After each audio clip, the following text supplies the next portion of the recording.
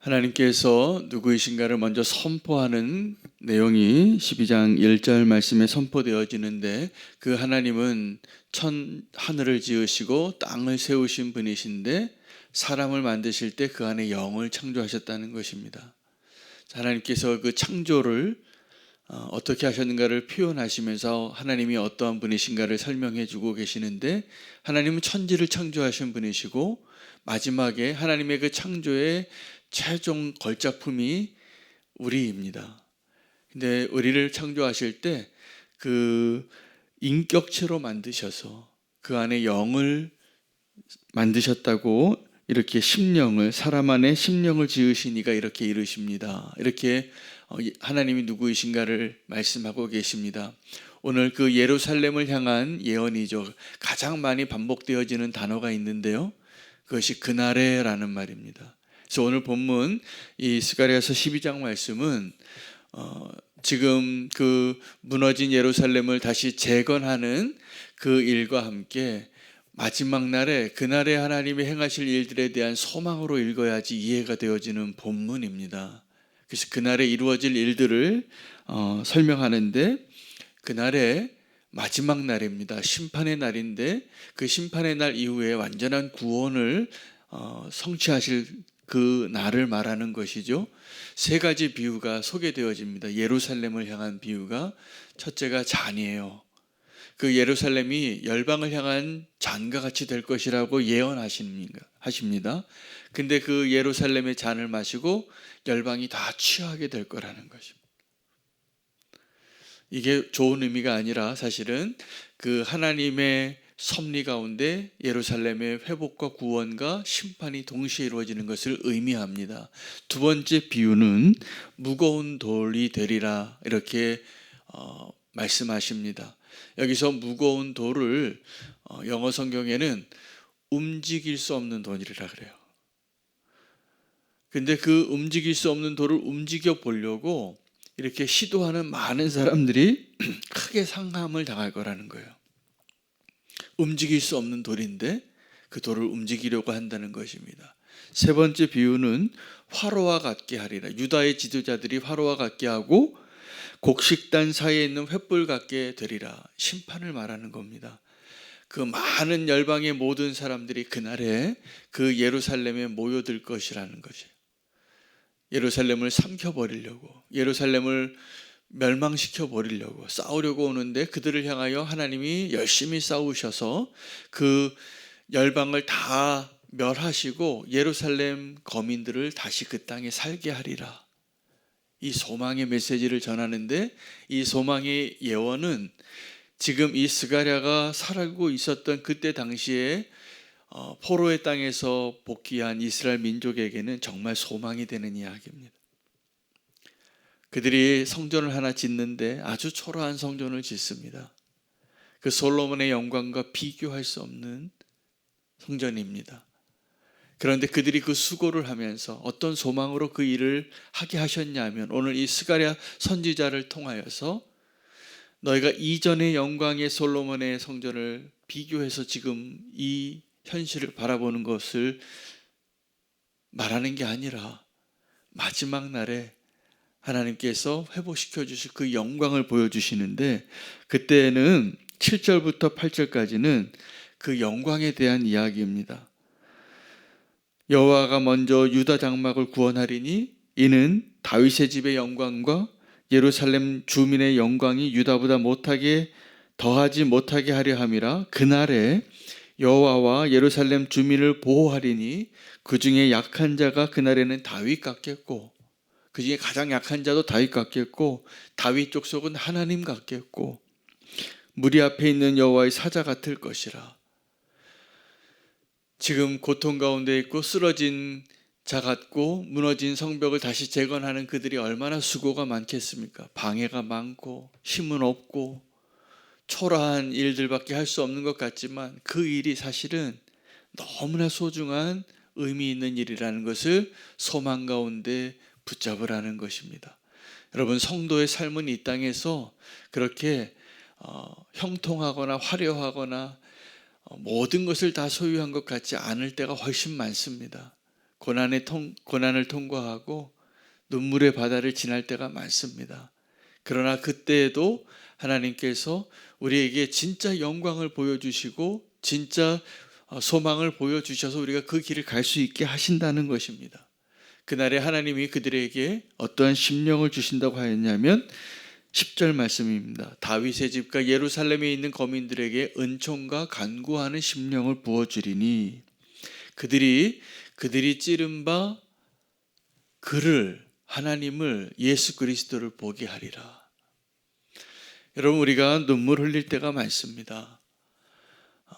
아파서 눈물 흘리고 고통의 눈물을 흘리는데 그 고통의 눈물을 큰 애통을 이야기하는 거예요. 오늘 그래서 본문에 가장 결론은 우리가 흘리는 눈물이 어떤 의미가 있는가를 깨닫는 것입니다. 무기또에서 일어난 일이 있습니다. 요시야 왕이 바로 왕 느고가 쳐들어온다는 이야기를 듣고 하나님의 선지자가 말려요. 그 싸움 나가지 말라고, 이길 수 없다고. 그런데 그 사람이, 요시야가 왕이 어떤 왕이냐면 타락한 그 유다의 그 왕국에 정말 하나님이 기뻐하는 일을 개혁을 했던, 하나님 보시기에 너무 정직하고 좋은 왕이었어요. 근데 그 요시야 왕이 그 무기또에서 전투하다가 죽습니다. 그 왜 나갔을까? 이해할 수 없어요. 그런데 오늘 본문에서는 그 무기또 골짜기에서의 그 눈물을 뭐라고 비유하고 있냐 하면 십자가에서 달려 죽으신 예수 그리스도의 죽음과 비유해 주시는 거예요. 예수님이 왜 죽으셨을까?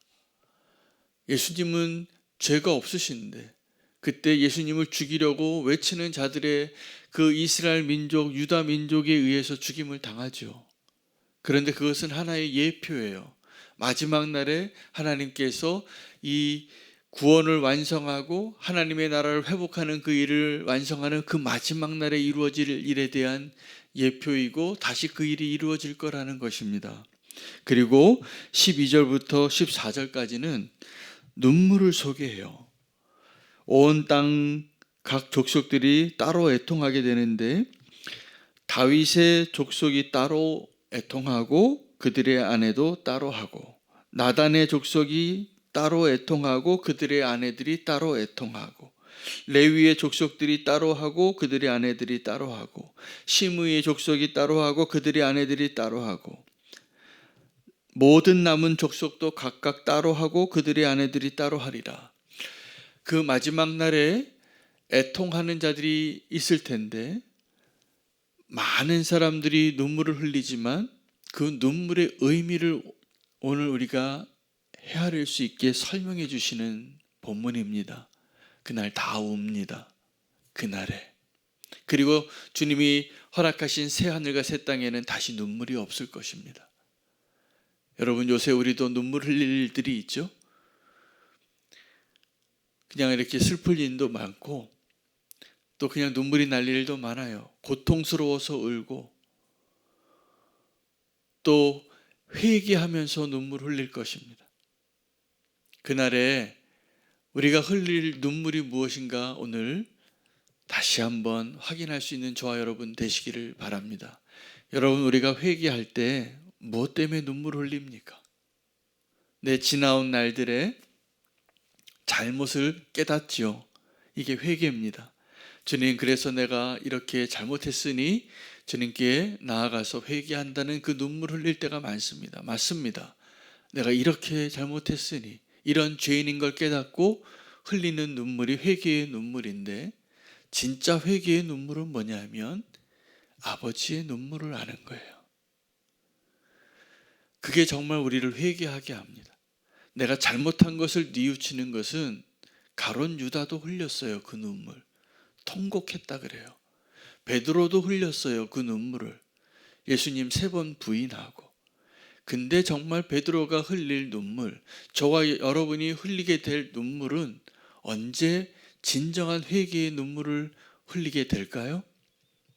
우리를 향한 아버지의 눈물을 보았을 때입니다. 십자가에서 죄 지은 자들이 회개하며 눈물 흘리는 자들도 있었어요. 예수님이 그 고통 가운데 죽어가는 것을 보았던 여인들의 눈물이 있었어요. 여러분, 그런데 진정한 회개의 눈물은 나의 잘못 때문에 흘리는 눈물이 아니라 나를 사랑하시는 아버지의 눈물을 보았을 때 흘리는 눈물이어야 합니다. 그날에 회개하는 하나님의 백성들, 예루살렘의 눈물이, 그 다윗의 족속이 눈물 흘리고, 나단의 족속이 눈물 흘리고, 유다 족속이 눈물 흘리고, 그런데 누구도 눈물 흘리냐면 시므이도 눈물 흘린다는 거예요. 모든 열방이 눈물 흘린다는 거예요. 여러분, 로마서의 구원의 비밀을 열어주는 것이 뭐냐 하면 유대인이나 이방인이나 다 범죄함으로 하나님의 의에 도달하지 못하게 하고 그 죄인들이 다 은혜로 구원받게 하신다고 했습니다. 그래서 오늘 이것이 다 그 똑같은 하나님의 섭리를 설명하는 거예요. 모든 사람이 눈물 흘릴 겁니다. 유다와 예루살렘과 그리고 레위와 시므이와 모든 족속이 다른 눈물이에요. 그런데 다른 눈물이에요. 어떤 사람은 하나님 앞에 택함 받은 그 구원의 눈물로 내 잘못이 아니라 나를 사랑하시는 그 하나님의 사랑을, 나를 너희가 찌르던 그 자를 보고 흘리게 되어지는 눈물인데 우리가 다 그를 찔렀습니다. 그날에 유대인들만 죽인 게 아니에요. 지금 우리가 다 범죄한 자들은 다 그 하나님의 아들을 찌른 자들입니다. 그날에 그를 찌른 자들이 다 보게 될 거라는 거예요. 그때 주님이 허락하신 그 심령은 은총과 간구하는 심령이에요. 은혜의 마음이에요. 그날에 심판하던 자들도 이방인들도 다 와서 눈물 흘리게 될 것입니다. 근데 또 중요한 표현이 있습니다. 제가 이 본문을 묵상하면서 이 본문에 대한 주석을 여러 개를 찾아봤어요. 뭐라고 표현했냐 하면 12절부터 14절에 보면 다 따로따로라는 표현이 많이 나오죠. 그 가운데는 하나님이 은혜를 베푼 자들의 존재도 표현되어져. 다윗의 족속이죠. 근데 그들을 다윗과 유다와 또 나단과 레위와 시므이 이렇게 있는데 이렇게 다양한 사람들 뿐만이 아니라 반복적으로 공통된 표현이 있는데 그들의 아내들이 흘릴 눈물이에요.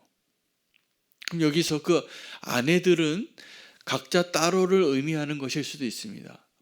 남편과 아내는 한 몸이지만 따로 눈물을 흘리게 될 것이라는 것이죠. 그런데 여기서는 영적인 의미가 있습니다. 교회는 나중에 거룩한 신부로 신랑 되신 예수 그리스도를 만나게 될 것입니다. 그분의 신부로 우리가 여기서 옷을 입고 준비하는 것이죠. 그런데 이것은 이 땅에 존재했던 사람들과 하늘에 있는 하나님의 나라에서 우리가 맞이하게 될 그러한 영적인 결혼에 해당하는 배우자들에 해당하는 그 눈물이 다른 거예요. 그 눈물이. 그래서 다 따로따로 다윗의 족속이 따로 하고 그들의 아내들이 따로 하고 나단의 족속이 따로 하고 그들의 아내들이 따로 하고 레위의 족속이 따로 하고 그들의 아내들이 따로 하고 시므의 족속들이 따로 하고 그들의 아들들이 따로 하고 모든 남은 족속도 각기 따로 하고 그들의 아내들이 따로 하리라.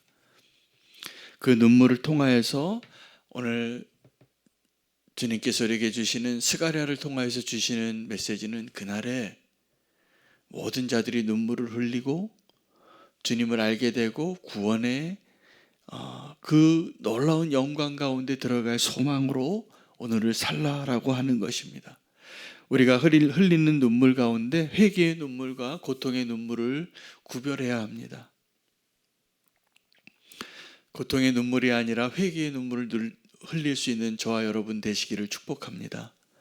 그 고통의 눈물을 뭐라고 비유하냐면 10절에 은총과 간구하는 심령을 부어주릴 텐데 그때 애통하기를 독자를 위하여 애통하는 것 같고 장자를 위하여 통곡하듯 하리라.